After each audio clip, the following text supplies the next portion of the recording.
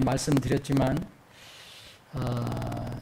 우리가 우리 하나님을 보고 나의 아버지, 하늘에 계신 나의 아버지, 그냥 세상의 하나님이 아니고 개인적인 관계가 이렇게 형성이 된 하나님이 나의 하나님이고 아버지가 나의 아버지라면 이거는 흔들릴 수 없는 관계거든요.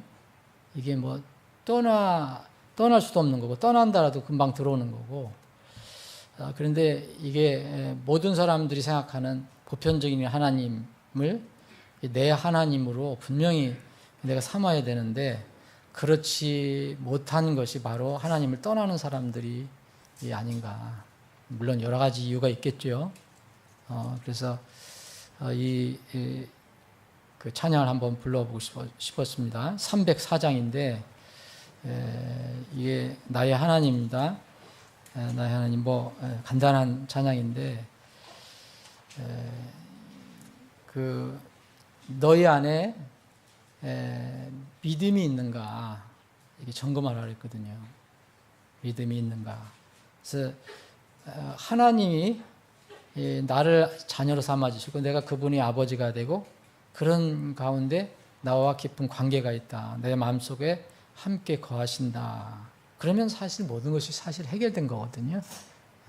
그래서 이 성경에서 제시한 이 천지 창조를 하신 분, 그리고 지금도 세상을 주재하고 계시는 그 하나님이 여러분들 각자의 하나님, 저의 하나님이 되기를 원합니다. 나의 하나님. 연속해서 2절 2번 부르고 말씀을 나누겠습니다.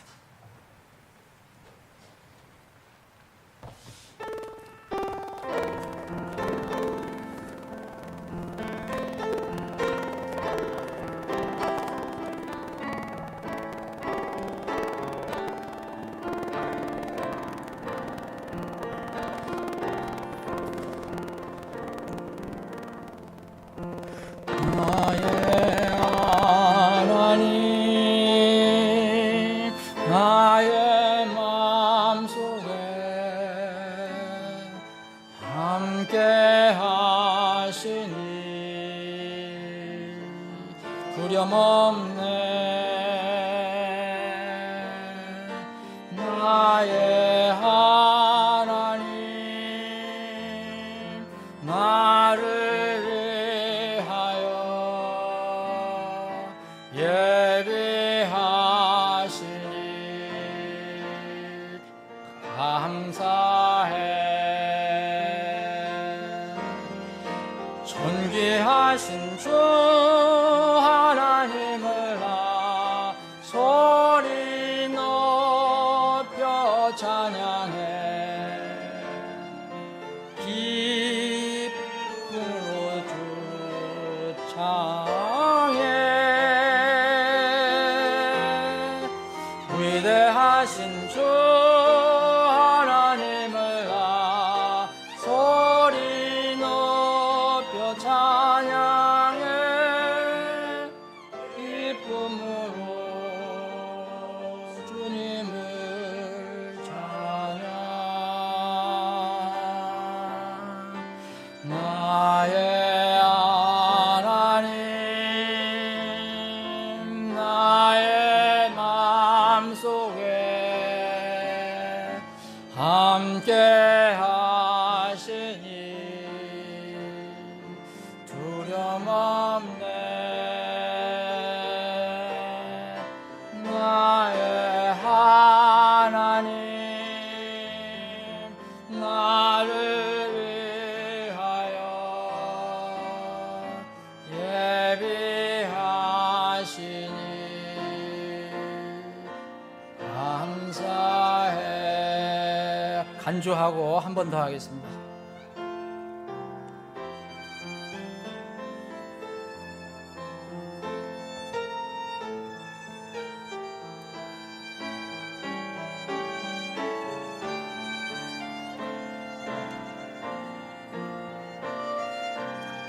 뜻을 생각하시면서 나의 하나님, 나의 마음속에 함께 하시니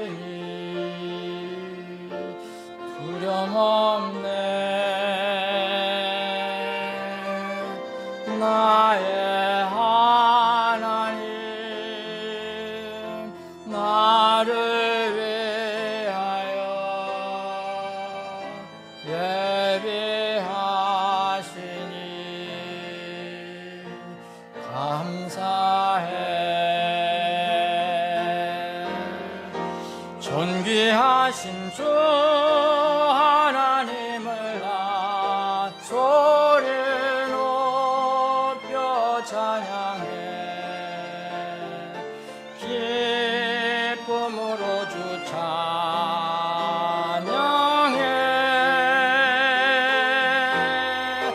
위대하신 주 하나님을 나 소리 높여 찬양해. 기쁨으로 주님을 찬양. 나의 하나님 나의 마음속에 함께 하시니 두려움없네. 나의 하나님 나를 위하여 예비하시니 감사해.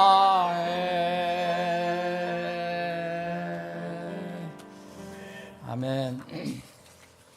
오늘 오후 말씀 이제 끝나면 우리가 이제 만찬, 주님의 만찬을 합니다. 주님의 만찬인데 주님의 만찬과 연결된 부분을 좀 다시 살펴보기로 합니다. 고린도전서 11장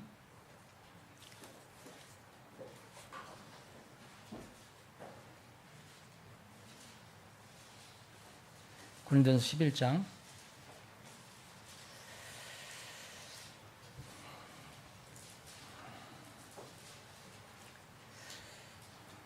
자, 고린도전서 11장을 좀 읽어야 되는데요.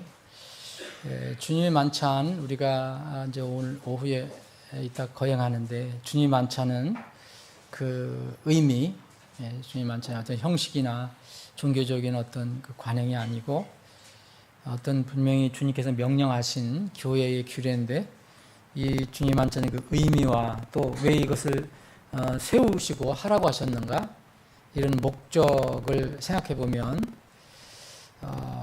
주님을 기억하게 되고요.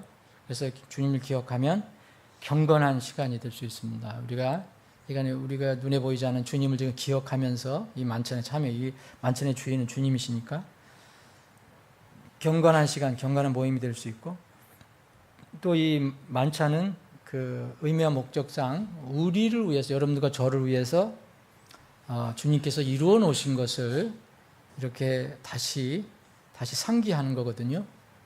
그렇게 되면 이 모임은 분명하게 감사하고 기쁜 그런 시간이 될 수 있습니다.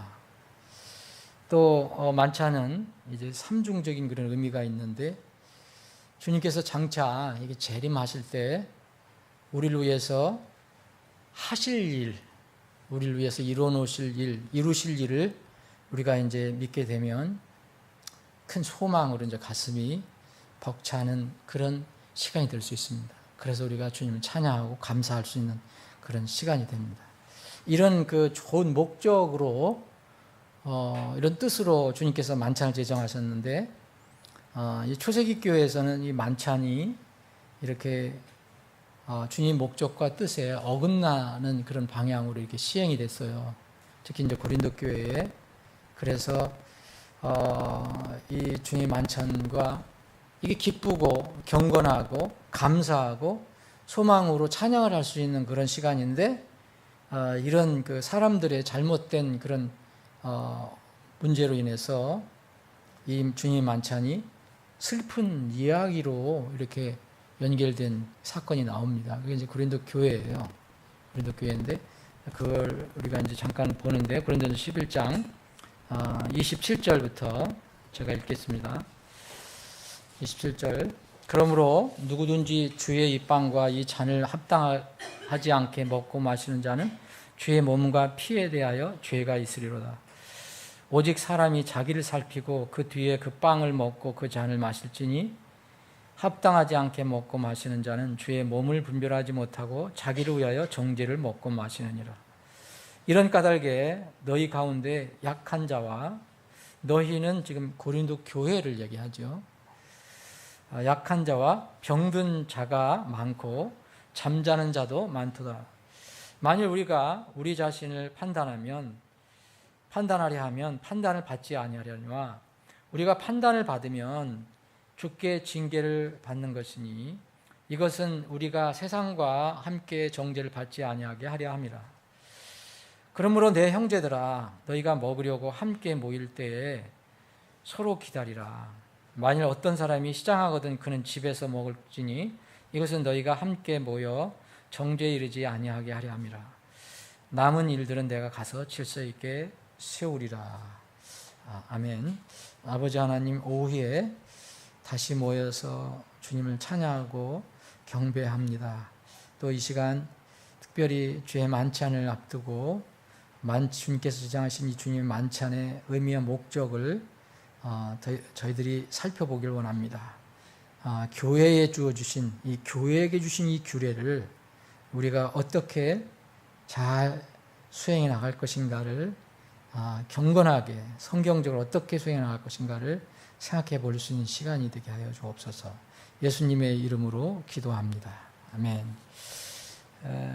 이 지금 말씀드린 대로 이게 만찬은 굉장히 즐겁고 기쁘고 감사하고 찬양하는 그런 모임이 되는데 우리가 지금 읽은 부분은 굉장히 어두운 부분입니다. 이게 고린도 교회에 일어났던 슬픈 이야기가 여기 주님의 만찬과 연결이 되어 있습니다. 오늘 아침에 이렇게 사람들의 이제 믿음을 떠난다. 이걸 이제 간단한 용어로 하면 배도라고 하는데 이게 이 배도라는 게 간단한 용어로 얘기하지만 사실 이 용어를 잘 정의를 해야 돼요. 배도라는 게 무엇인가? 배도의 의미가 뭔가? 그래서 어떤 사람은 정의가 서로 달라요. 그래서 성경에서 이야기하는 배도는 다시 이렇게 돌아오지 않은 것을 일단 얘기합니다. 돌아오지 않은 것. 그래서 길을 완전히 돌아섰다는 거예요. 그리스도의 믿음 안에 들어왔다가 어느 날 갑자기 믿음을 부정하고 완전히 통째로 부정하고 이렇게 나가는 사람, 이런 사람을 배도자라고, 이런 행위를 배도라고 하는데 영어 킹제임스 성경어는 배도라는 용어는 안 나와요. 영어로는 아포스타시라는 말은 안 나옵니다. 그리고 배도자라는 아포스테이트라는 말도 없어요. 그런데 그런 의미, 그런 사건은 많이 나오고 그런 사람들은 많이 나와요. 그 용어를 그리 쓰지 않았지만, 근데 이 신약 성경으로 이제 원래 신약 성경은 헬라 말로 되어 있잖아요. 그리스 말로는 영어에서 쓰는 그 아포스타시아라는 말이 있어요. 그거를 영어로 옮길 때 그거는 음력을 하지 않았어요. 그래서 여러분들이 그리스어로 읽으면은 어느 부분에 아포스타시아라는 말이 나와요. 영어에서는 아포스타시라는 거. 이건 이제 배도인데 믿음에서 떨어져 나가서 완전 이탈하는 행위를 얘기해요. 그리스 말로 아포스타시라는 말을 쓴 데가 다른 의미로, 그러니까 다른 그런 용어는 아니지만 그런 의미로 쓴 데는 여러 곳에 나와요. 오늘 아침에 살펴본 것들은 다 그게 배도인데, 그러나 실제 그 용어, 아포스타시아라는 용어를 쓴 것은 사도행전 21장 21절하고 데살로니가 후서 2장 3절이에요. 데살로니가 후서 2장은 이제 우리가 곧 이제 나팔 소리 나면 주님 앞에 모이게 되는데 이제 그 주님 앞에 모임과 모이는 일과 그리고 이 땅에서 어떤 일이 일어날 것인가 그때 이런 것을 이야기해 주는 장인데 거기에 보면 이제 너희들 이렇게 두려워하지 마라. 막 어떤 사람이 지금 왔다. 뭐 지금 마지막 때 이미 왔다. 뭐라 막 하는데 그게 아니고 이런 일이 일어나야 한다.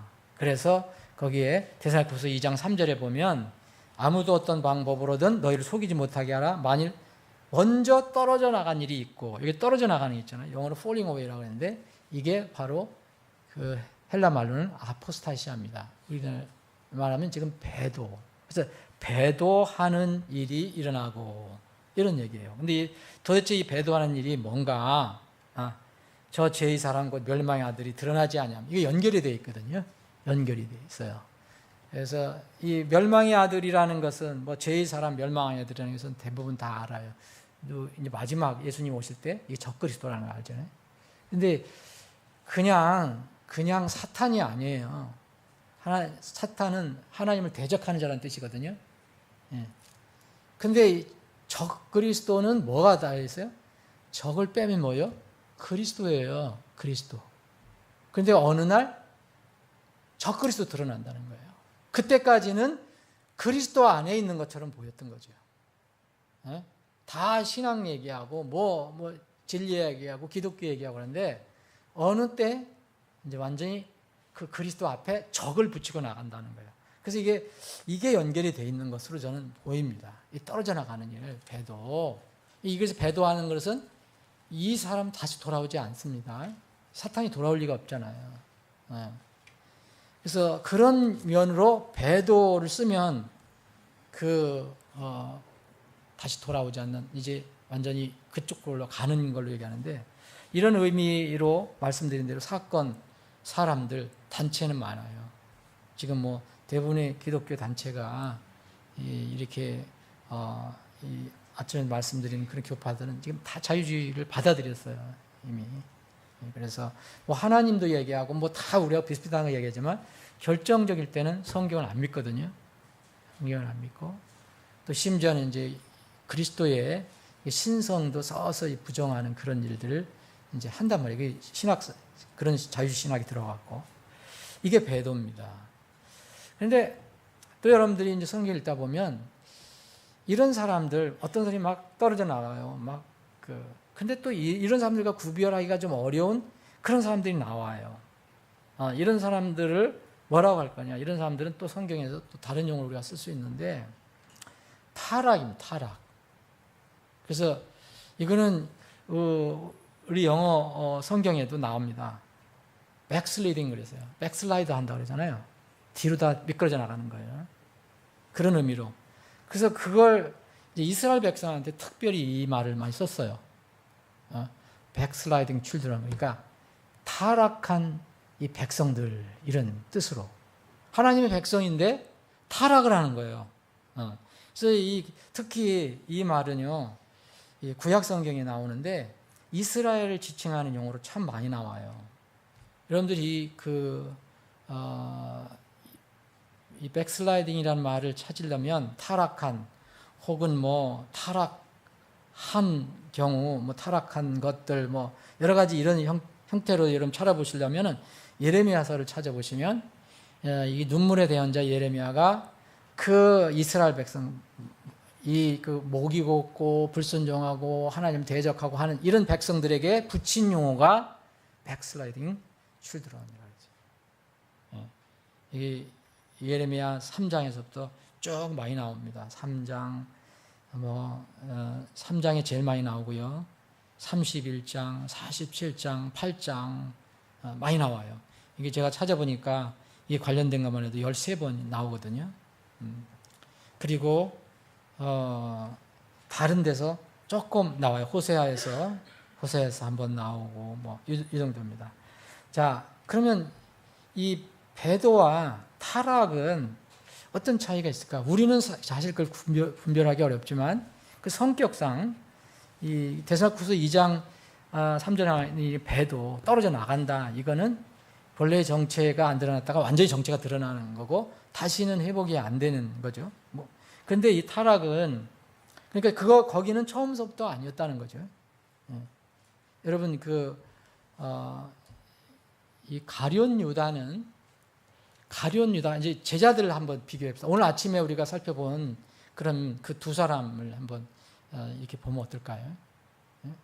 자, 데마하고 마가 요한하고. 데마는 만약 이용을 정한다면 배도예요. 안 돌아와요. 근데 마가 요한은 일시적으로 타락을 해요. 세상의 영향을 받아갖고. 그래서 다시 돌아옵니다. 이럴 때 이 타락이라는 말을 써요. 백슬라이딩을. 여기는 아포스타시라는 말을 쓰질 않아요. 그래서 우리가 잘 생각해 보면 타락은 그리스도의 몸 안에서 나오는 거예요. 타락은 세상 사람들이 타락하는 것은 우리 개념으로 타락이 아니에요. 그리스도의 몸인 교회에서 나오는 것이 타락이에요. 백슬라이딩이 하여튼 배도는 그건 달라요. 배도는 원칙적으로 얘기하면 교회 안에 있었던 것 같지만 교회 안에 실제로 있었던 게 아니고 교회와의 외형적으로 그냥 연결이 돼 있었던 거예요. 그게 그냥 마지막에 이렇게 드러나는 거예요. 이게 배도예요. 만약 이제 구원 여부와 이렇게 연결된다면 이 배도는 구원하고는 관계가 없죠. 처음부터. 배도하는 사람이 기회가 전혀 없다는 게 아닙니다. 가룟 유다도 항상 기회가 있었어요. 그런데 가룟 유다의 그 운명은 배도로 끝나고 말았죠. 구원을 이제 받지 못한 거죠. 이 포도나무 비유를 주님께서 요한복음 15장에서 말씀하셨는데 포도나무 줄기가 있잖아요. 가지가 있어요. 포도나무에 속한 것으로 보이지만 실제 어떤 가지는 떨어져 있어서 거기에 열매가 안 맺어져요. 말라버려요. 이것을 이제 주로 이제 생명, 구원 여부를 얘기한다면 이건 배도라는데 어떤 나무가 이게 분명히 붙어 있는데 아주 부실해요. 이게 뭘 이렇게 잘 맺지도 못하고 그러나 여전히 붙어 있어요. 생명은 받는데 이럴 경우라면 우리가 참 구분하기 어렵지만 이런 경우는 타락입니다. 자, 이제 일단 배도를 쉽게 알 수 있으려면 이게 소속이 되어 있느냐, 예수님께 소속되어 있느냐, 하나님께 소속되어 있느냐, 아니 교회로 얘기하면 교회에 소속되어 있느냐, 교회는 주님의 몸으로 본다면 사람들이 얘기하는 이렇게 환영해서 예스해서 들어오고 이런 여지 형적인 게 아니라 실제로 내면적인 그런 영적인 상태에서 얘기하는 거예요. 구원 배도는 여기에 그런 소속이 되어 있지 않습니다. 있는 것 같지만 아닌 거예요. 요한 1서 한번 여러분 보세요. 요한 1서.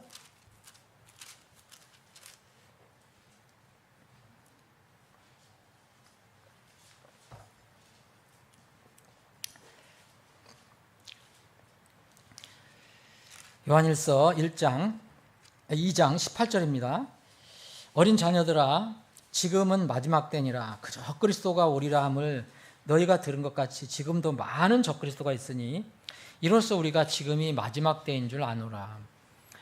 2000년 전서부터 지금 마지막 때라는 게 지금까지 오고 있는 거예요.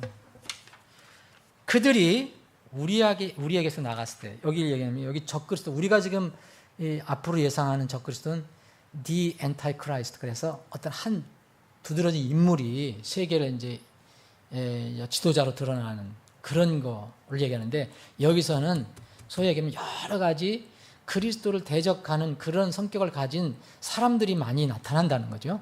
그걸 적그리스도라고 불렀어요. 적그리스도가 오리라 하면 너희가 들었다. 많은 적그리스도가 있다. 그래서 19절에 보면 이것이 바로 타락이냐 배도냐 할 때 보면 배도가 되는 거예요. 이 19절 그들이 우리에게서 나갔을 때 나갔잖아요. 어떤 때는 이게 타락으로 볼 수도 있어요. 그런데 이게 이 말씀이 있으니까요. 우리에게 속하지 아니하였나니 그랬어요. 원래 속하지 아니하였다는 거예요. 만일 그들이 우리에게 속하였다라면 분명히 우리와 함께 거하였으리라. 그랬어요. 열매가 작고 뭐 부족하고 때로는 실수도 하고 뭐 하지만 주님의 몸에서 분리가 될 수가 없다는 거예요. 그러나 그들이 나간 것은 그들이 우리 모두에게 속하지 아니하였음을 나타내려 함이니라. 여기 적그리스도라고 칭하는 어떤 사람들이 이렇게 있는데 이 사람들이 우리 교회 모임에 있다가 나갔어요. 그럼 이거를 타락이냐 베드로부냐 그럴 때 이 사도 요한에 의하면 속하지 않았다. 우리에게 속하지 않았다. 그래서 이거를 이제 배도라고 합니다. 배도는 그래서 구원을 잃어버리는 것. 구원을 잃어버리는 게 아니라 구원을 원래부터 이제 생명이 없었다는 것을 얘기합니다. 유일한 구원의 길이 바로 자신의 머리에 있는 것이 아니고 단순한 지식이 있는 것이 아니고 그 지식을 복음의 지식을 자기 마음 속에 두어야 되는 건데 이 마음에 못 두는 거예요. 마음. 성경에서 마음은 진실한 거를 얘기하잖아요. 여러분 마음을 믿었는지 안 믿었는지 어떻게 알아요? 다른 사람이. 그런데 마음으로 믿어 의에 이르고 입으로 신하여 구원에 이른다 그랬잖아요. 이런 만약 여기 적그리스도가 있다. 이런 배도자가 있다. 가룟 자가 있다. 그러면요.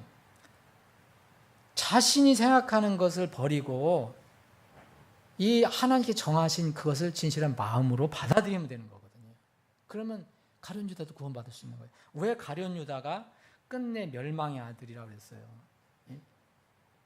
다시 이렇게 앞으로 나타날 디 엔타이크라스 하나의 그 적그리스도도 멸망의 아들이라고 하는데 가룟 유다도 예수님께서 멸망의 아들이라고 불렀거든요. 멸망의 아들. 요한복음 17장 10절에 멸망의 아들이라고 불렀어요. 멸망의 아들 위에는 내가 다 하나도 놓치지 않는다는 거예요. 가룟 유다는 마지막 구원의 기회가 있었어요. 마지막 구원의 기회. 이제까지는 구원을 못 받았지만 구원을 받고 잃어버린 게 아니라 마지막 구원의 기회가 있었어요. 어떻게 했어요? 자기가 이 양심의 가책을 느껴서 자기가 은 30냥에 예수님을 팔아버린 것이 약간 찔렸거든요. 그래서 그 돈을 받았을 때 양심이 괴로워서 그 돈을 이제 다시 되돌려주잖아요. 제사장들한테. 내가 왜 내가 우리가 그걸 받느냐? 우리가 왜 받느냐? 그거 네가 알아서 하라. 그랬더니 가룟 유다가 그 집어 던지고 나가잖아요. 돈을. 그리고 나서 여기서 구원의 기회가 있어요. 여기까지도. 어떻게 해야 됩니까? 이게 자기가 잘못 생각했구나. 내가 내 스승을 팔아버렸구나. 돈으로. 그럼 구원의 기회가 남아있어요. 어떻게 해야 됩니까? 주님께 돌아오면 되죠. 그죠? 주님께 돌아오면 되는 거죠. 주님의 방법으로. 그런데 주님의 방법 대신 자신의 지혜로, 자신의 생각으로 자기 지혜 문제를 해결합니다. 내가 목숨을 끊으면 모두가 해결되겠지. 그래서 자살을 하잖아요. 그래서 배도로 끝난 거예요. 배도는 구원을 못 받아요. 가룟 유다가 구원을 마지막까지 못 받게 됐다는 게 아니라 구원의 기회는 있었는데 자기 자신의 방법으로 그것을 해결하고 말았어요. 아무리 괴롭고 힘들고 내가 감히 우리 스승을 은 30냥에 팔아버리다니 이가 나와 같은 이런 참 못된 힘이 어디 있을까? 그래도 영혼은 귀중하잖아요. 주님께 가야 돼요. 감은 예수님이 용서해 주시잖아요. 그죠? 용서해 주잖아요. 그런데 주님을 제쳐놓고 주님의 길을 아주 무시해버리고 자기의 방법대로 해결해버렸어요. 그래서 지옥을 간 겁니다. 그래서 멸망의 아들이라는 말이에요. 끝까지 멸망의 아들이에요. 오늘 우리가 여기서 보는 것은요. 교회 안에서 이루어진 거예요. 교회 안에서. 이건 배도가 아니에요. 이건 일종의 백슬라이딩인데 타락인데 배도는 마지막 열매가요. 죽음이에요. 사망이에요. 마지막 심판이에요. 이 타락은 교회 안에서 구원받은 사람의 교회 안에서 일어난다면 그런 열매가 아니죠. 이건 좀 다르죠. 타락은요. 열매가 이런 거예요. 오늘 본 것처럼.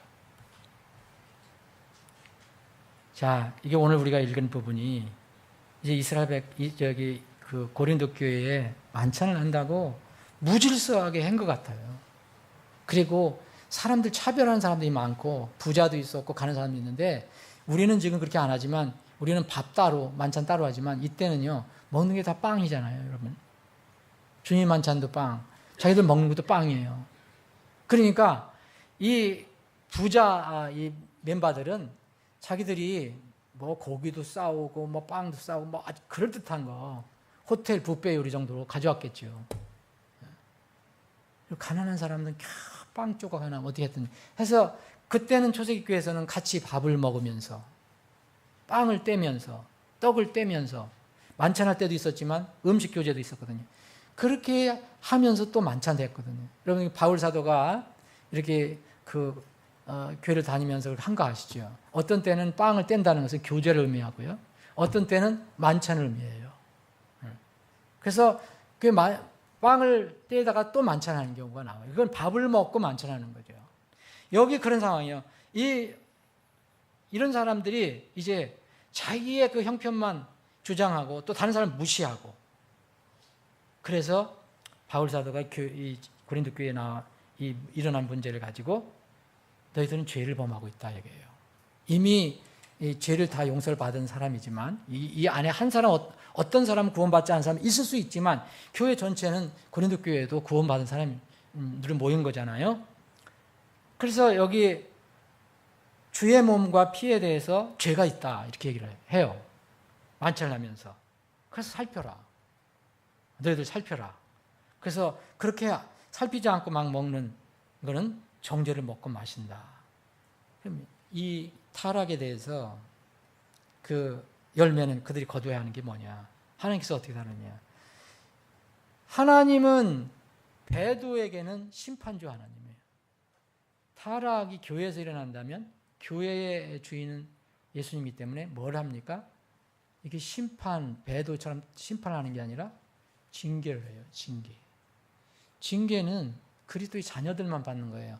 사생아는 해당이 없어요.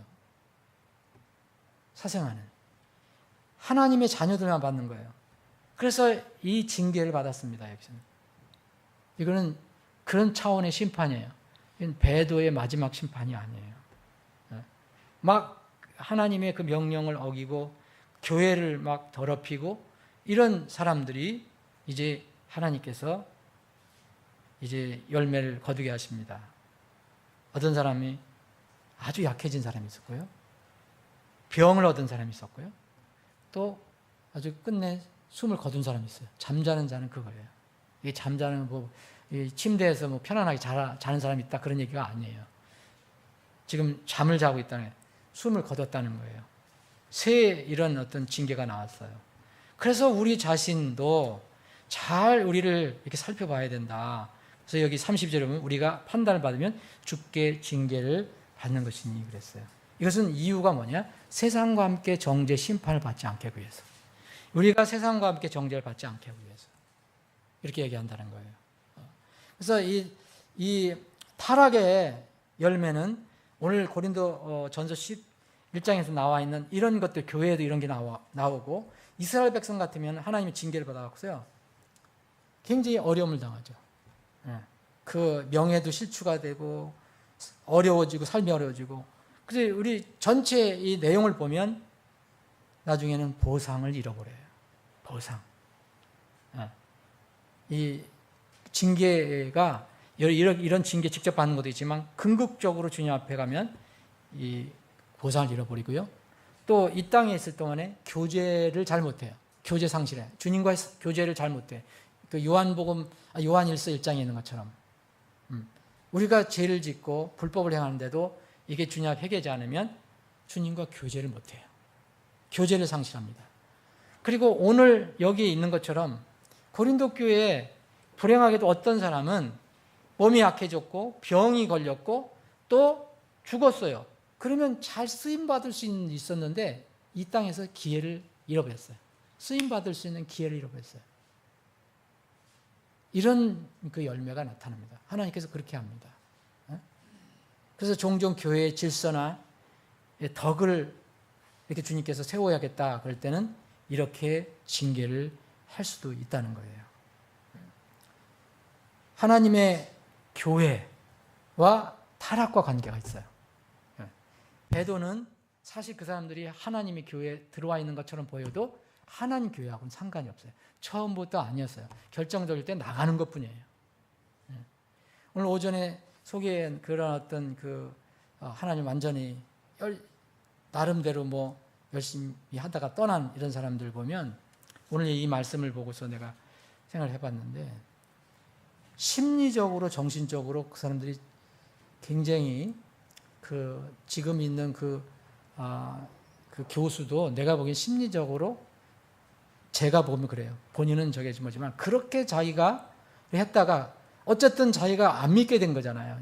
이 공부를 하다가 보니까 이게 학문이 더 중요하다 생각해갖고 난 그냥 안 믿는 거, 안 보는 것을 믿지 않겠다. 그래서 학문을 따라가는 건데 이게 내가 보기엔 심리적으로 결코 건전하지 않아요.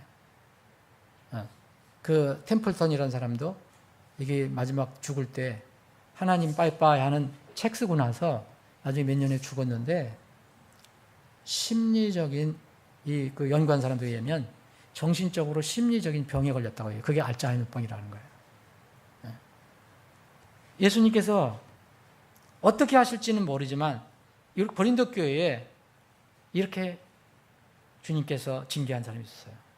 약하게 되고 병들고 때로는 죽은 사람들이 있었어요. 왜 초세기 교회에 이런 강력한 이런 징계를 주님께서 쓰셨을까? 지금하고는 좀 다르지만 여러분 지금은 교회가 너무 흔해요. 교회가 너무 흔하고 다 교회라고 그러니까 뭐 이단 사이들도 다 교회라고 그러니까 모든 걸 다 교회라고 붙이잖아요. 뭐 어떤 이단들 다 교회라고 그래요. 그래서 사실 이 신약 성경에서 나오는 교회 그 의미를 지금 너무 많이 떠나 있거든요. 이 신약 성경에서 얘기하는 교회는 뭡니까? 예수님이 세우신 예수님의 당신의 교회예요. 이 반석 위에 내 교회를 세우리니 지옥의 문들이 그것을 이기지 못하리라 했잖아요. 내 교회거든요. 그럼 예수님이 세우신 교회가 어떤 교회냐? 그런 교회에 어떤 사람이 들어오는 거고 어떤 절차를 밟아서 들어오는 거고 이 교회는 이건 성경에 나와 있어요. 근데 사실 이런 거 별로 안 따지거든요. 지금 다 무조건 하나님이 있고 기독교라는 간판만 달면 다 교회라고 그러잖아요. 그 사람들이 교회에 대한 의미를 많이 지금 헷갈리고 있어요. 그리고 심지어는 이 근본주의, 이 침례 성도들도 교회의 관이 너무 약해요. 교회관이 저는 크고 뭐 사람들 많이 모이고 뭐 건물 좋고 이런 걸 얘기하는 게 아니에요. 그건 정말 성경적으로 아니에요. 뭐 그렇게 하면 좋지만 교회는 두 사람 이상, 한 사람은 성도고 두 사람 이상 될 때 이제 교회가 될 수 있는 거예요. 교회라는 거예요. 어셈블리라는 거예요. 처치라는 것은 모임이라는 거거든요. 회중이라는 거거든요. 그럼 두 사람 이상 모여야 돼요. 절대. 한 사람이 구원받고 교회가 안 되는 거예요. 두 사람 이상이 돼야 되는 거예요. 교회. 복수가 돼야 되는 거예요. 근데 이 복수로 되어 있는 교회는 주님께서 어떻게 세우셨냐는 성경에 나와 있잖아요. 구원을 받은 사람이 분명히 되죠. 구원을 받으면 하늘의 왕국의 왕국 시민이 되잖아요. 그 받는 순간부터 돼요. 그죠? 그런데 왕국 시민이 된 사람들은 이 땅에서 사는 동안은 여기서 주님이 세우신 교회에 들어오려면 어떻게 돼요? 신앙을 고백하고 침례를 받아야 되잖아요. 교회 들어오잖아요. 이게 보이는 교회의 지역, 이 세상에서. 그 성경대로 주님 말씀대로 따라가는 거예요. 예수님 머리예요. 이 교회예요. 그런데 뭐 교회라는 이름을 다 쓰니까 이건 아무 상관없는 그런 것도 다 교회라는 써요. 그래서 초세기 교회는 이 교회, 이 주님의 교회가 정말 튼튼하게 이렇게 완전하게 서야 됐어요. 사도들이 앞으로 수고도 해서 교회가 튼튼히 섰지만 그래서 예수님이 처음에 교회를 세울 때 굉장히 강력한 이런 드라이브를 거신 것 같고 이 사도행전에 보면 성령께서 엄청난 일을 하셨어요. 교회를 세우시는데. 아나니아 삽비라 여러분들 아시죠? 예루살렘 교회는. 그 사람 조금 헌금 속였다가 즉사를 당합니다. 하나님이 이렇게 하셨다고 했어요. 이유는 뭐냐면요. 그때 교회에 처음 세워진 교회를 질서를 잡고 교회가 튼튼히 세워지게 하기 위해서. 그런데 지금은 그런 개념이 아니에요. 지금. 그렇다고 해도 하나님의 교회를 업신여기면 안 됩니다. 하나님의 교회를. 여기 오늘 보면은요, 여기 이 고린도전서 11장에 보면 21절에 보면 이는 먹을 때 저마다 자기 만찬을 사는 사람들보다 먼저 먹으러 한 사람은 시장하고 다른 사람들은 취해 있기 때문이다. 도대체 무슨 말이냐? 너희에게 먹고 마실 집이 없느냐? 너희가 뭐라 그랬습니까, 여러분? despise, 이걸 멸시한다는 거예요. 뭐를요? 하나님의 교회를. 사람 한 사람 멸시하는 거지, 그 사람이. 부자가 가난한 사람을 멸시할 수 있어요. 막 차별대화할 수 있어요. 근데 결국 하나님은 어떻게 생각하시느냐? 지금 바울 사도가 쓴 글은 하나님의 교회를 업신여긴다 그랬어요. 하나님의 교회는 누가 머리예요? 예수님이에요. 예수님 주인이에요. 예수님을 손을 대는 게 되는 거예요. 교회. 근데 이 시대는 지금 그 개념이 아니에요. 다 누구든 교회라고 그러니까. 예수님이 분명히 내 교회를 세우라 그랬어요. 이건 하나님의 피로 세우신 하나님의 교회라고 그랬어요. 그래서 어떤 사람이 만찬하는데 좀 무질서하게 행한 것을 하나님을 무시하는 거다. 하나님 교회를 업신여긴 거라고 그랬어요. 하나님 교회를 업신여기면 당연히 이렇게 초대교회는 했습니다. 여러분 고린도전서 한 3장을 보세요. 고린도전서 3장. 고린도전서 3장은요. 여기 뒷부분에 보면 여기 9절서부터 쭉 보면 이거 유명한 보상에 관련된 상급에 관련된 내용이에요. 그죠? 금은 보석, 나무 건조, 집. 그래서 일에 관해서 얘기해요. 어떤 사람을 얘기하는 게 아니에요. 이거 보상인지 여러분 잘 아시죠? 네. 그래서 여기 15절 보면 어떤 사람의 일이 불타면 그는 보상에 손실을 당하리라. 구원받은 사람은요. 보상을 잃어버리는 거예요. 나중에. 구원을 잃어버리는 게 아니에요. 그러나 그 자신은 구원을 받되 불에 의해 받는 것 같이 받으리라. 자, 16절 봐요. 이건 교회를 얘기하는 거예요. 너희가는 뭐예요? 지금 고린도 교회 얘기를 하고 있어요. 너희는 복수예요. 고린도 교회 지금 얘기하고 있어요. 너희가 하나님의 성전인 것과 여러분 이 건물이 하나님의 성전이 아니라 구원받은 사람들이 2사람 이상 모인 곳이 하나님이 거하시는 거룩한 곳이에요. 그래서 고린도 교회도 하나님의 성전이었단 말이에요. 물론 한 사람도 하나님 성전이에요.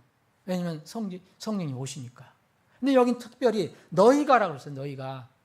고린도 교회 너는 하나님의 집이다. 하나님의 성전인 것과 하나님 영께서 너희 안에 다 우리가 개인적으로도 우리가 거하세요. 하나님이. 그렇죠? 그럼 큰일 나죠. 안 가시면. 그러나 교회도 거한단 말이에요. 교회. 그런데 저기 고린도 교회는 어떻게 했어요? 그 교회를 하나님의 교회를 멸시했어요. 그래서 하나님이 교회를 멸시했기 때문에 징계를 내신 거예요. 보세요. 하나님이 너희 안에 거하시는 줄을 너희가 알지 못하느냐? 어떤 사람이 하나님의 성전을 더럽히면 어떤 사람이 들어와서 우리 성전, 이 하나님의 교회, 사람들이 모여있는 이곳을 더럽히면 하나님께서 그를 멸하시니 하나님의 성전은 거룩하며 너희가 곧 그 성전이라. 너희들 지금 고린도 교회 성도들 너희들이 지금 하나님의 성전이다. 너희 가운데 누가 들어와서 너희들 하나님의 교회 고린도 교회를 더럽히면 하나님께서 파괴시켜 버린다 그랬어요. 여기에 그 영어로는 defile 나와잖아요. 더럽힌다. 하나님의 성전을 더럽힌다. 그리고 이 파괴한다. destroy라는 말을 썼잖아요. 여기 멸하시라고 했는데 그 사람 성전을 더럽히는 사람을 멸하시겠다 하나님 그러셨는데 이 더럽히는 거하고요. 이 멸하시는 거하고요. 헬라 성경은 똑같아요. 근데 영어는 이렇게 이해를 돕기 위해서 하나는 defile 했어요. 더럽히는 거. 하나는 파괴하는 걸로. 그래서 사람은 하나님 교회에서 하나님 교회를 이렇게 더럽히는 거예요. 이게 하나님 교회를 파괴한다고 원어는 됐단 말이에요. 그런데 이렇게 하나님의 교회를 흔들고 더럽히고 그러면 하나님께서 멸하시겠다 그런 거예요. 이게 어디서 이루어졌어요? 고린도전서 11장에서 이루어져요. 일부분이 이루어지는 거예요. 자, 여기에 그 22절에 보면 너희들은 니들은 아무것도 아닌 것처럼 생각하지만 하나님의 그 주는 명령을 만찬을 무시했지 않냐.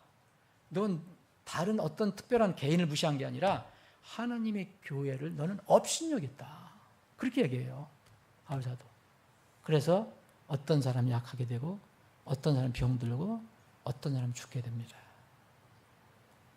하나님의 이 예언이 고린도전서에 있던 게 11장에서 일부 이루어집니다. 그 뒤로 이런 것들이 초세기 교회에 여러 곳에서 일어났을 거예요. 교회가 막 부패해 갔을 때. 지금은 저는 이런 일을 하나님께서 이렇게 직접 이렇게 바로 징계는 하실 수 있어도 이렇게 초세기 교회처럼 하시지 않나 생각해요. 지금은 많이 보류를 하시죠. 유보를 하시죠. 징계를 하실 수도 있어요. 지금도 이렇게 하실 수도 있어요. 그런데 주님 오실 때가 가깝다 하니까 자꾸 오래 잠고 기다리신단 말이에요. 그게 우리가 지금 시대에 사는 거예요. 그렇다고 해서 하나님의 교회를 업신여기면 안 돼요. 무슨 얘기냐면요. 저는 가슴이 아픈 게 뭐냐면 하나님의 교회라는 것은 들어오면 구원받고 여러분 교회 왔다고 해서 자동적으로 교회가 입교된 게 아니잖아요. 우리가 성경을 믿는다면 분명히 한 지역에 구원받은 사람들 모임에 가서 자기 신앙 간증을 고백하고 침례를 받고 그 교회에 들어가죠. 그죠? 예루살렘 교회에서 한 것처럼. 그러니까 이거 사람들이 참 저거 뭐 아무것도 아닌 것처럼 생각되는 거예요.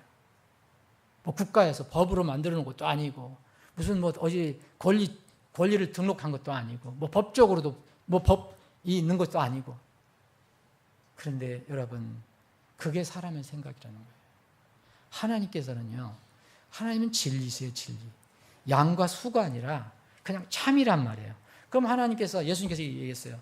내가 이 반석 위에 내 교회를 세우리니 지옥의 문들이 이기지 못하리라. 근데 이 교회가 어떤 교회냐고요. 보잘것없는 두 사람, 세 사람이 모였어도 말씀에 따라서 예수님의 머리 서면 그게 주님의 교회예요. 세 사람이 모인 교회나 3,000명, 3만 명이 모인 교회나 하나님께 보실 때는 똑같은 교회란 말이에요. 근데 사람들은 수를 보고 하나님의 말씀을 무시하는 거예요. 그래서 세상의 법은 지키려고 하면서도 교회의 법은 안 지켜요. 예를 들어서 이런 멤버십이 얼마나 중요한지 아세요? 근데 이걸 생각하면 굉장히 가슴이 아픈 거예요. 구원받는 거하고 멤버십은 다른 거예요. 멤버십은 구원받은 사람이 침례를 통해서 교회에 들어오는 거예요. 작은 교회든 큰 교회든 구원받으면 하나님 왕국에 들어가요. 자동적으로. 거듭나면 하나님의 왕국에 들어갈 수도 있고 볼 수도 있어요. 주님께서 주신 교회는요. 침례를 통해서 모든 또 성도들이 이렇게 영접을 해서 들어옵니다. 그러면요. 여기서 교회에서 모든 그 규칙과 이것은 다 하나님이 세우신 규칙이에요. 근데 여러분 그럴 때마다 어떤 사람에게 하나님이 그런 얘기 언제 했어요? 교회에서 결정한 거죠. 이게 굉장히 무서운 거예요. 이게 신앙이 아닙니다. 예? 마태복음 11장 한번 보시겠어요? 그래서 사람들이 쉽게 여러분 이단 사입이 이런 교회를 떠나는 것은 당연히 떠나야죠. 내 백성아 거기서 나오라고 했으니까. 그런데요. 3명 이상, 2명 이상 모인 주님의 진정한 교회다. 예? 정말 바른 말씀으로 이렇게 가는 교회다. 교리가 하나님의 말씀을 따라서 간다면 그 교회에 무시하면 안 됩니다. 근데 이 시대의 사람들, 이 시대의 기독교인들이 너무 교회를 무시해요. 교회라는 의미 자체를 몰라요. 자, 마태복음 18장. 내가 지금 몇 장이라고 했어요? 죄송합니다. 18장. 15절, 여러분 잘 아시는 거죠? 또한 만일 내 형제가 내게 범법하거든 가서 너와 내 사이, 그 사이에서만 따로 그의 허물을 그에게 일러주라. 만일 그가 내 말들을 들으면 내가 내 형제를 얻었느니라. 그러나 만일 그가 내 말을 듣지 아니하거든 너와 함께 한두 사람을 다 데리고 가서 두세 증인의 입으로 모든 말을 확증하라. 만일 그가 그들의 말도 무시하여 듣지 않거든 교회에게 그것을 말하되. 교회에게 그것을 말하되 그가 교회의 말도 무시하여 듣지 않거든 너는 그를 이교도나 세리같이 여기라. 진실로 내가 너희에게 이르니 여기 너희가 누구죠? 이러면 너희에는 단수의 복수예요. 복수예요. 무조건 복수예요. 킹제임 성경에는 이 이라는 것은 YE로 되어 있는 것은요, 다 복수예요. 하나가 아니에요. 이걸 누굴 가리켰냐면 예수님 앞에 있었을 때 그 제자들 비롯해서 예수님 따르는 사람들, 그 예루살렘이 초기 교회예요. 너희에게 이르노니, 교회에게 그것을 말하되 그가 교회의 말도 무시하여 듣지 않거든. 너는 그를 이겨도나 세리같이 여기라. 진실로 내가 너희에게 이르노니, 교회에게 이르노니, 무엇이든지 너희가 누구예요? 한 사람이 아니죠? 너희가 누굽니까? 이 앞에 바로 17절에 나오잖아요. 교회. 너희가 땅에서 묶으면 그것이 하늘에서 묶일 것이요. 무엇인지 너희가, 교회가 땅에서 풀면 그것이 하늘에서 풀리리라. 여러분, 지금 예수님 앞에 있는 보잘것없는 제자들 몇 명, 그걸 따르는 사람들 몇 명, 구원받은 사람 몇 명 지금 있어요. 이 사람들에게 준 말씀이에요. 교회, 너희들 세상이 보기에는 보잘것없이 보여도 너희들이 땅에서 묶으면 이 마음대로 묶는 게 아니겠죠. 말씀을 따라서 묶는 거고요. 그리고 하늘에서 묶일 것이라 했어요. 하나님께서 그만큼 주님의 교회에 권위를 주신 거예요. 이거를 몰라요. 그래서 이 사람들은 교회를 너무 무시하는 거예요. 쉽게 교회를 나가버리고, 쉽게 떠나버리고, 뭐 무슨 조그만 밀려서 쉽게 떠나고, 그 침례 신앙의 교회에 있다가 엉뚱한 신앙으로 가고. 이거는요, 개인 신앙 문제가 아니에요. 초세기 같았으면 큰 문제가 생겨버렸어요. 주님의 교회를 무시해버렸기 때문에. 만찬은 조그만 만찬 잘못했는데도 하나님의 교회를 업신여겼다고 병들게 하고 약하게 하시고 또 숨을 거두게 하셨잖아요. 예? 여러분들, 우리가 하늘에 가야 주님의 교회가 얼마나 중요한 건지 다 확실히 알 거예요.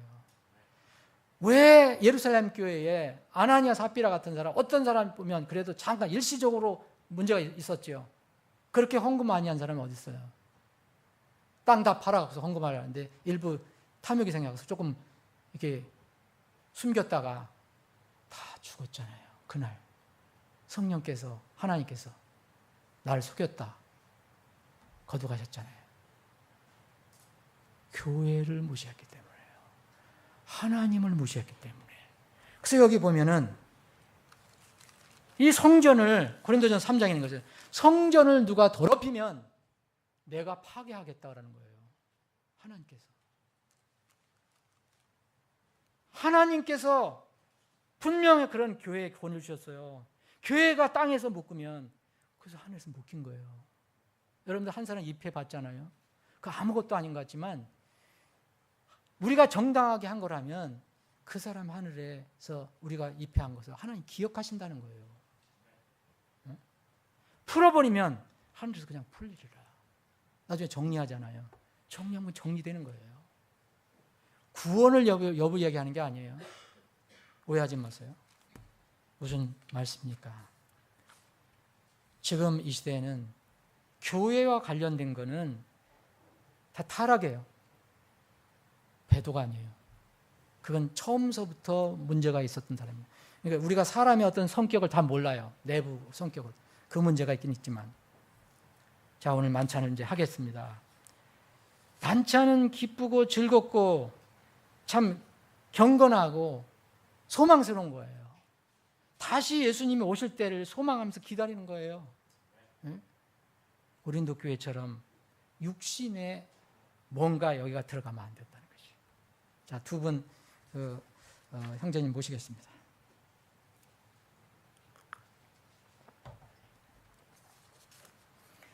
주님 만찬은 교회 규례예요. 개인 규례가 아닙니다. 개인 구원받은 성도의 규례가 아니라 교회의 규례예요. 하나님께서 세워주신, 몇 사람이 있든 없든 상관없어요. 주님의 교회의 규례예요. 이 주님의 교회의 규례는 은혜롭게 참여하면 내가 보게 되는 거고, 그렇지 않으면 이렇게 하나님께 이런 죄를 짓는 거죠. 그래서 합당하게 하지 않게 먹고 마시는 게 뭐냐 여러 가지 해석이 있지만 침례 이 만찬은요 침례를 앞설 수 없어요. 만찬 다음에 침례가 있는 게 아니에요. 침례가 있고 만찬이 있는 거예요. 침례는 뭘 또 앞설 수 없어요. 구원을 앞설 수 없어요. 신앙 고백을 앞설 수 없어요. 먼저 신앙 고백이 있고 그 신앙 고백을 근거로 해서 침례를 줘서 교회로 들어오고 교회에 들어오면 교회에서 주님의 교회인 만찬을 하는 겁니다. 그러니까 이 만찬은 이 앞에 두 단계가 있어야 돼요. 신앙 고백과 침례. 그래서 구원을 받았어도 침례 순종하지 않는 사람들은 지켜보기만 하면 됩니다. 그거 참여하든 안 하든 문제가 없어요. 자, 제가 기도하겠습니다. 주님, 저희들이 매달 한 번 이렇게 경건하게 갖고 있는 주님 만찬을 오늘도 시행합니다. 참으로 복된 시간입니다. 주님께서 우리에게 제정해 주시고 또 지키라고 명령하셨으면 다 우리에게 복이 되고 유익이 되는 것임을 저희들은 의심 없이 믿습니다. 우리가 오늘 이 만찬에 참여할 때 기쁜 마음으로 감사한 마음으로 그리고 다시 오실 주님을 기억하며 그 재림의 날을 소망하며 이 만찬에 참여할 수 있게 해 주옵소서. 구원받은 기쁨을 이 시간에 또 다시 회고할 수 있게 하시고 다시 오실 주님을 다시 생각해 보게 하시고 왜 주님께서 우리를 위해서 몸을 찢기셨는가 그리고 왜 피를 흘리셨는가 왜 주님께서 우리를 위해서 죽으셨는가를 깊이 생각하고 이 소식을 주님 오실 때까지 세상에 드러내 보이는 저희 교회가 되게 하여 주시옵소서. 모든 것을 주님께 부탁드리옵고 거룩하신 예수님의 이름으로 기도합니다. 아멘.